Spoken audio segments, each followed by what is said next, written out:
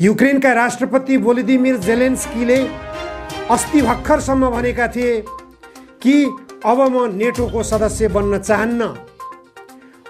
दुईवटा राष्ट्रहरू जो स्वतन्त्र हुन चाहेका छन् उनीहरूको बारेमा रुससँग म संवाद गर्न तयार छु भनेर आफ्नो कुरा खुलासा गरेका थिए। तर राष्ट्रपति जेलेन्स्कीको एउटा कुटिल चाल रहेछ त्यो भनाइ भन्ने कुरा स्पष्ट भएको छ।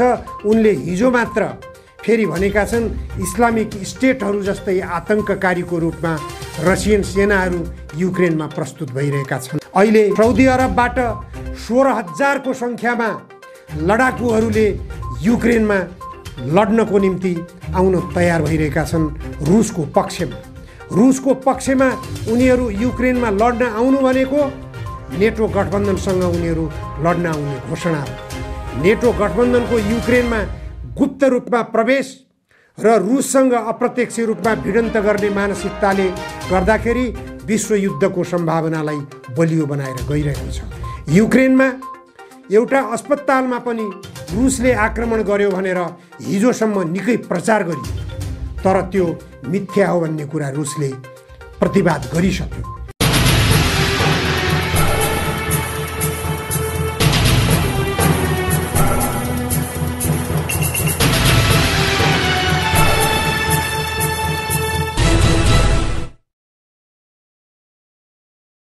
नमस्कार, जनधारणा खबरको युट्युब च्यानलमा यहाँहरूलाई स्वागत छ। आजको जनचासोको 285 श्रृङ्खलामा म उपस्थित भएको छु निमकान्त पाण्डे। आज 2078 साल फागुन 28 गते एमसीसी सम्झौता संसदबाट ध्वनिमतको आधारमा अनुमोदन गरिएपछि नेपालमा एमसीए नेपालका गतिविधिहरू सुरु भएका छन्। एमसीए नेपालले नेपाल प्रहरी र नेपालको जिल्ला प्रशासनहरूलाई ठाडै आदेश गर्न थालेको छ। एमसीसी सम्झौता राष्ट्रघाती हो। यो सम्झौताले नेपाललाई अमेरिकाको उपनिवेश बनाउँछ भनेर भन्दै आएका एमसीसी सम्झौताको विरोधीहरूले दाबी गर्दै आएका कुराहरू प्रमाणित हुँदै गएका छन्। एमसीए नेपाल सीआईए नेपाल हो कि एमसीए नेपाल हो भन्ने आशंका खडा भएको छ। यो अमेरिकाको सीआईए को योजना कार्यान्वयन गर्नको लागि आइपुगेको अमेरिकाकै एउटा प्रशासनिक संयन्त्र हो भन्ने कुरा राजनीतिक दलका नेताहरूले सडकबाट दाबी गर्दै आएका थिए। आज आएर यो कुरा पुष्टि भएको छ। यसैबीच चीनले निकै चासो राखेको छ नेपालमाथि। नेपालमा एमसीसी सम्झौता अमेरिकाको दबावमा अनुमोदन गरिएको कुरासँग चीन जानकार छ। चीनलाई समेत मुछेर अमेरिकाका उपविदेश मन्त्री डोनाल्ड लूले यदि तपाईहरूले एमसीसी सम्झौतालाई संसदबाट अनुमोदन गराएर यसलाई स्वीकार गर्नु भएन भने तपाईहरू चीनको प्रभावमा पर्नु भएको छ भन्ने कुरा हाम्रो बुझाइ हुनेछ भनेर धम्काएपछि 10 वर्षे जनयुद्ध हाँकेका जनयुद्धका कमान्डर रहेका नेता प्रचण्ड समेत त्यसमा फत्रक्क गल्नुभयो। जबकि प्रचण्डको पार्टीका कार्यकर्ताहरूले सडक घन्काइरहेका थिए एमसीसी सम्झौता खारेज गरियोस् भनेर। उहाँले व्याख्यात्मक घोषणाको आवरणमा एमसीसीमा आफूलाई लम्पसार बनाउनु भयो। यसबाट पुष्टि हुन्छ अमेरिकाको स्वार्थ कार्यान्वयन गर्नकै निम्ति विभिन्न खालको दबाब दिएको थियो। एमसीसी सम्झौता पारित भइसकेपछि उच्च नेतृत्वको प्रतिनिधित्व गर्दै चीनबाट विदेश मन्त्री आउने तयारी भइरहेको छ। चीनका विदेश मन्त्रीको आगमन स्वाभाविक रूपमा निरन्तरताको रूपमा लिन सकिए पनि एमसीसी सम्झौता बारेमा चीनले विशेष चासो राख्दै आएको छ। एमसीसी सम्झौता नेपालमा अनुमोदन गराउन र यसलाई लागू गराउन अमेरिकाले गरेको प्रयास, अमेरिकाले दिँदै आएको दबाब र अमेरिकाको यस सम्झौतामा उल्लेख गरिएका विभिन्न प्रावधानहरू र ती प्रावधानहरूलाई संशोधन गर्न अमेरिकाले अनिच्छा व्यक्त गरेका सबै कारणले गर्दाखेरि चीन सशङ्कित हुनु स्वाभाविक हो। चीनसँग गरिएको बीआरआई सम्झौतासँग एमसीसी सम्झौताको तुलना गर्ने गरिन्छ, तर बीआरआई सम्झौता विशुद्ध रूपमा विकास परियोजनासँग परिलक्षित छ भने एमसीसी सम्झौता युद्ध रणनीति बोकेको, खास गरी उत्तरतर्फको छिमेकी देश चीनलाई घेराबन्दी गर्न अमेरिकाको स्वार्थ रहेको छ भने अमेरिका नेपालमा आउनको निम्ति नेपालका सबै जल सम्पदामा भारतको स्वामित्व कायम गराउन, भारतको कब्जा गराउन दिने भएका कारणले त्यो सम्झौताका प्रावधानहरूमा भारतले पनि समर्थन जनाइरहेको छ, त्यसमा कुनै विरोध जनाएको छैन। यसबाट पनि स्पष्ट हुन्छ चीन असन्तुष्ट छ, भारत एमसीसी सम्झौतामा सन्तुष्ट छ, भारतको पनि यसमा योजना रहेको छ। यसैबीच एमसीसी सम्झौता एक चरण कार्यान्वयन भइसकेको युक्रेन अहिले अस्तव्यस्त छ, ध्वस्त अवस्थामा छ। युक्रेन र रुसको बीचमा युद्ध सुरु भएको 2 हप्ता पुरा भइसकेको छ। 2 हप्ताको बीचमा हजारौं जनता लासमा परिणत भइसकेका छन्, हजारौं भौतिक संरचनाहरू ध्वस्त भएका छन्, लाखौं 20-25 लाख युक्रेनी जनता त्यहाँबाट बहिर्गमन हुन बाध्य भएका छन्। युक्रेनमा बस्न बन्ने वातावरण बनिरहेको छैन। भन्न त त्यहाँ युक्रेनको आन्तरिक मामिला भनेर अमेरिकाले बाहिर हात झिकेको जस्तो गरेको छ, तर नेटो गठबन्धनका सेनाहरूलाई गोप्य रूपमा युक्रेनमा प्रवेश गराएर रसियन सेनाहरू विरुद्ध लडाईँ लड्ने र रुसलाई उत्तेजित गराउने काम नेटो सैनिकहरूले गरिरहेको कुरा अब खुलासा भइसकेको छ। युक्रेनका राष्ट्रपति भोलोदिमिर जेलेन्स्कीले अस्ति भर्खरसम्म भनेका थिए कि अब म नेटोको सदस्य बन्न चाहन्न।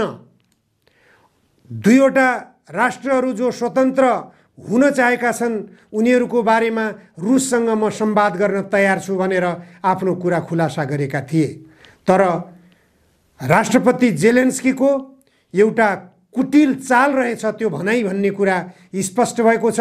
उनले हिजो मात्र फेरि भनेका छन् इस्लामिक स्टेटहरू जस्तै आतंककारीको रूपमा रसियन सेनाहरू युक्रेनमा प्रस्तुत भइरहेका छन् भनेर उनले एउटा मुस्लिम समुदायलाई नै सङ्केत गरेर उनले मुस्लिम समुदायलाई आफू विरुद्ध उत्तेजित गराउने दुस्साहसपूर्ण काम गरेका छन्। यसले गर्दा अरबियन कन्ट्री लगायत मुस्लिम समुदायहरूको बाहुल्य रहेका देशहरू युक्रेनका राष्ट्रपतिका विरुद्ध, खास गरी नेटो सैनिक गठबन्धनका विरुद्धमा आक्रामक रूपमा युक्रेनमा प्रस्तुत हुने सम्भावना बलियो बनेर गइरहेको छ। अहिले साउदी अरबबाट 16,000 को सङ्ख्यामा लडाकुहरूले युक्रेनमा लड्नको निम्ति आउन तयार भइरहेका छन्। रुसको पक्षमा उनीहरू युक्रेनमा लड्न आउनु भनेको नेटो गठबन्धनसँग उनीहरू लड्न आउने घोषणा हो। यो अवस्थाले गर्दा विश्व समुदायलाई नेटो गठबन्धनले जिस्काइरहेको छ।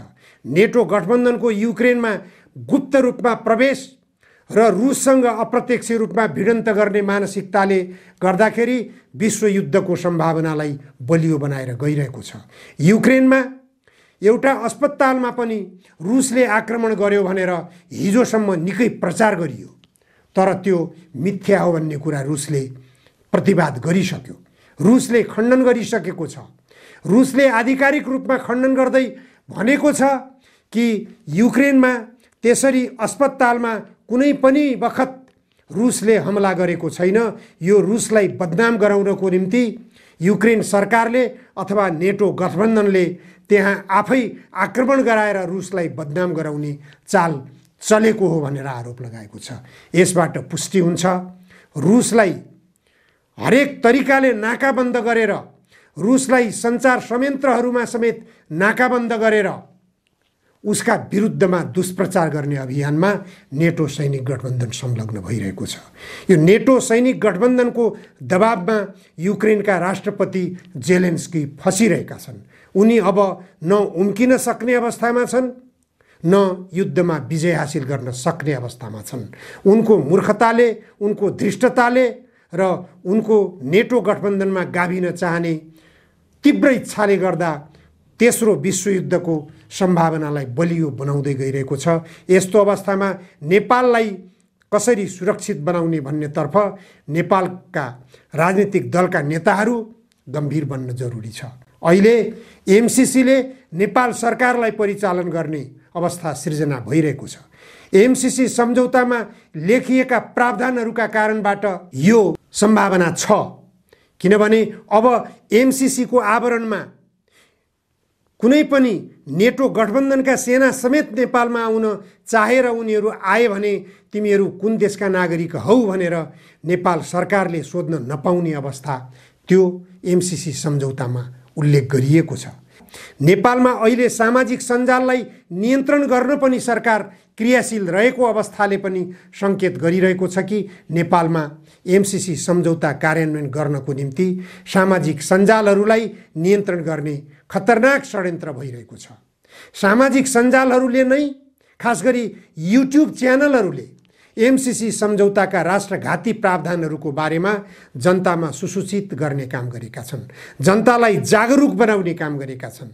यी युट्युब च्यानलहरूलाई नियन्त्रण गर्ने हो भने एमसीसी सम्झौता कार्यान्वयन गर्न सजिलो हुनेछ भन्ने एमसिए नेपाल, मैले अघि पनि भनिसकेँ, सिआइएहरूको अखाडा, सिआइएको अखाडा हो त्यो। सिआइएको अखाडाले नेपालमा युट्युब च्यानलहरूलाई प्रतिबन्ध लगाउने, सामाजिक सञ्जालहरूलाई बिल्कुलै प्रतिबन्ध लगाउने, सामाजिक सञ्जालहरूलाई प्रतिबन्ध लगाएर एमसीसी सम्झौता निर्बाध रूपमा कार्यान्वयन गर्ने, नेपालका वनजङ्गलहरू फडानी गर्ने, नेपालका जनताका घरबासहरू उठिवास गराउने, त्यसरी उठिवास गराउँदा र जङ्गल विनाश गर्दा, जग्गा अधिग्रहण गर्दाको अवस्थामा यदि युट्युब च्यानलहरू त्यहाँ पुग्न नसक्ने हो भने यहाँ जो सञ्चार माध्यमहरू छन् एमसिए नेपालले खरिद गरिसकेको अवस्था छ। किनभने एमसीसी सम्झौताका नकारात्मक पक्षहरू बारेमा यहाँका सञ्चार माध्यमहरूले केही पनि लेखेका छैनन् र उनीहरूले प्रस्तुति दिन सकेका छैनन्। कारण के? उनीहरू एमसिए नेपालबाट आर्थिक प्रलोभनमा परेका छन् भन्ने कुरा यसले पनि स्पष्ट गर्दछ। नेपाल नेपाली जनताको हो, नेपाली जनताको हितको निम्ति, नेपाल राष्ट्रको समुन्नतिको निम्ति एमसीसी सम्झौता छैन भन्ने कुरा नेपाल सरकारले बुझ्न जरुरी छ। छिमेकी देशले गम्भीरतापूर्वक चासो राखिसकेको यो विषयमा छिमेकी देशलाई पनि चित्त बुझाउने गरी एमसीसी सम्झौताका नकारात्मक पक्षहरूलाई प्रतिनिधि सभामा पनि व्याख्यात्मक घोषणाका माध्यमबाट औल्याइसकिएको छ। त्यही आधारमा यदि एमसीसी सम्झौता लागू गर्न अमेरिका तयार हुन्छ भने त्यो फरक पाटो हो, अन्यथा एमसीसीलाई नेपालबाट फिर्ता गर्नुको विकल्प छैन। हस्, आजलाई यति मात्र। धन्यवाद।